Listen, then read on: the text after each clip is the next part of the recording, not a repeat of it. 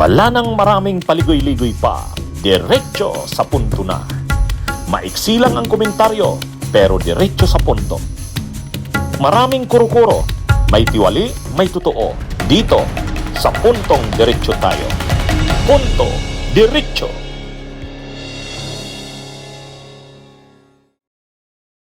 Mga kabunyog, mga kababayan, magandang araw po sa inyong lahat. Yan. Pag-usapan nga natin tong tungkol dito sa post ni Mike Defensor. Nililigawan si Amina Pangandaman. Hindi nililigawan na nililigawan, kinukumbinsi na sabihin na daw ang buong nalalaman. Sa madaling sabi, bumaliktad na si Amina Pangandaman. Bumaliktad sa administrasyon. Ituro na kung sino man dapat nitong ituro. Yan, pag-usapan natin anong totoo dyan. Okay, ito. Si Mike Defensor sa kanyang post, sa kanyang Facebook page, mahaba yung kanyang open letter. Yun. Open letter niya kay Amina Pangandaman. Sabi niya dito, December 29, to Amina Pangandaman, Yusek Cabral knew that what was happening inside DPWH. You knew more. You had access to the master list of budget insertions across the national government. You knew the true allocable ceilings in DPWH. You knew who inserted funds in DOH, DSWD, and other agencies. And you know that Leandro Liveste's disclosures are accurate. So, dito sa bukas na open letter ni Mike Defensor kay Amina Pangandaman, sa unang paragraph, ang sabi niya, kung si Yusek Cabral ay maraming nalalaman sa loob ng DPWH, mas marami kang nalalaman. Sabi ni Mike Defensor, dito kay Amina Pangandaman. Kasi hindi lang DPWH ang alam mo.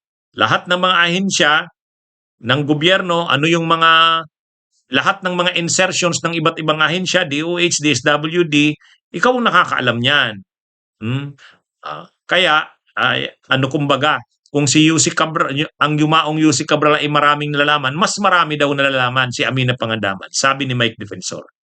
Members of Congress, senators, cabinet officials, and contractors did not act independently. They followed up through your department. That is a matter of record. Yun. Itong mga senador, mga kongresista, at mga cabinet officials, pati mga contractors, nagpa-follow up ang mga ito sa kanyang opisina dito kay Amina Pangandaman. Hindi sila gumalaw nang sila lang. Kaya matter of record yan. Given this fact, silence is not plausible deniability. It is evidence of participation. So, hinihikayat niya si Amina Pangandaman na huwag manahimik. Kapag nanahimik siya, yan ay, ang ibig sabihin niyan, siya ay kasabwat. Your academic credentials and professional background do not negate knowledge, access, or responsibility. They only establish capacity. Continued refusal to speak reinforces the inference that your role was not incidental but central. If you deny involvement, state it plainly and submit to scrutiny.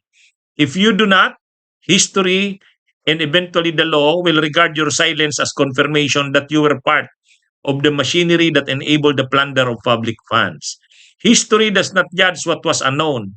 It judges what was known and deliberately concealed. Yan yung sabi niya dito, Sec Amina Pangandaman, you did not just witness this, you were part of it and history will not forget. Yan yung totoo ba yung sinasabi na yan ni Mike Defensor? Totoo naman yan. Totoo naman yan na si Amina Pangandaman, marami yung nalalaman. Kung ang yumaong Yusek Cabral, alam niya yung mga projects ng DPWH, si Amina Pangandaman, lahat ng ahensya. Alam niya yan. Kasi DBM siya. Unang-una, yung mga budget ng iba't ibang ahensya sa kanya pinadala yan. Tapos siya ang gumawa ng NEP, National Expenditure Program. Siya rin ang nagre-release ng mga pundo na yan. Kasi siya yung Department of Budget and Management. Kaya napaka makapangyarihan talaga ni Amina Pangandaman. Tama naman si Mike Defensor. Kung magko-cooperate si Amina Pangandaman at sasabihin ang lahat niyang nalalaman, ay talagang malaki ang magiging epekto. Kaya lang ang tanong, magsalita kaya si Amina Pangandaman? Sabihin niya kaya ang lahat niyang nalalaman? Medyo mahirap-hirap yan.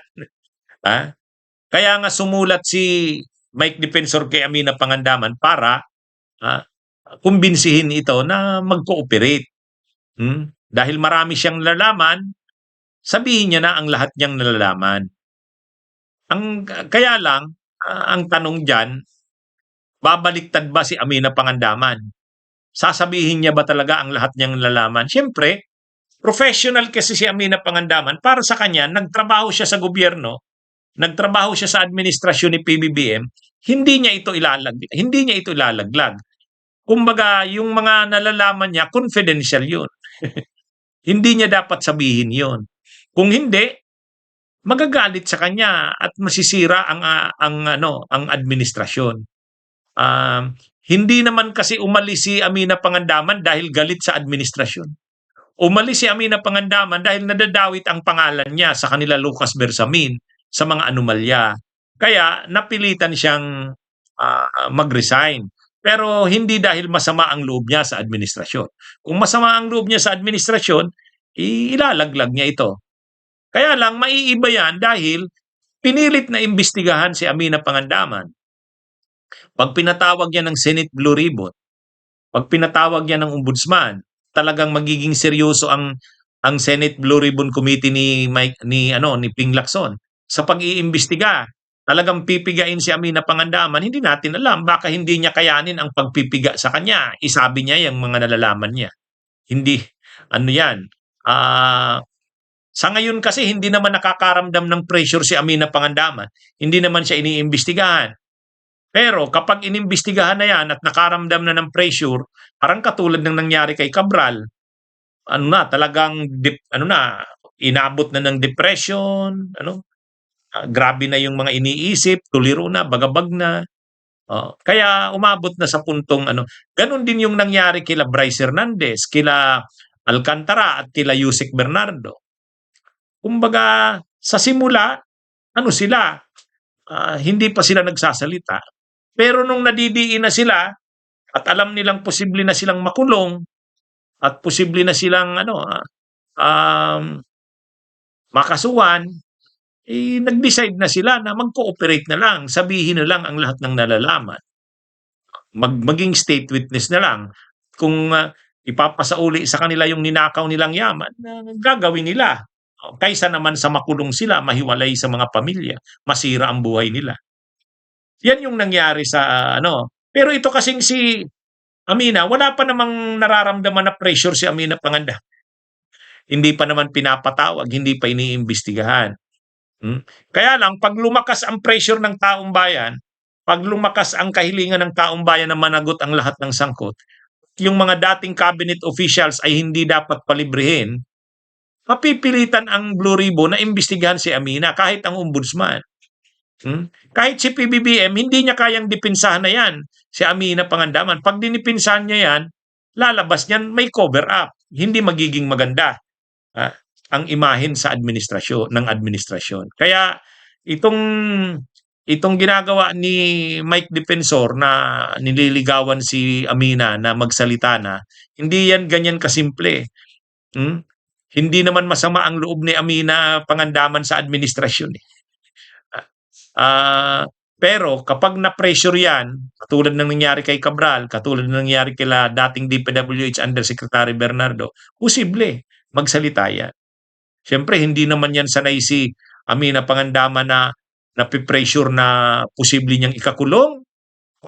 Napakabata niya, bata pa siya at professional, maganda pa ang kanyang kinabukasan, masisira ang karir niya, makukulong siya. Yan, magiging bukas yan, mag-iisip yan, mag-cooperate na lang. Kaysa sa mamatay siya tulad ni Cabral. O kaya makulong siya tulad ni Diskaya. Siyempre hindi niya yan maisip. Kaya anyway, abangan natin kung anong mangyayari dito kay Amina Pangandaman. Bunyog, bunyog, halikan na kinakasama ka, bunyog. Kapag buklod ay may pag-asa, Luzon, Visayas, Mindanao, isa ang pananaw. Sa bagong Pilipinas ang bunyog isisigaw. Bunyog.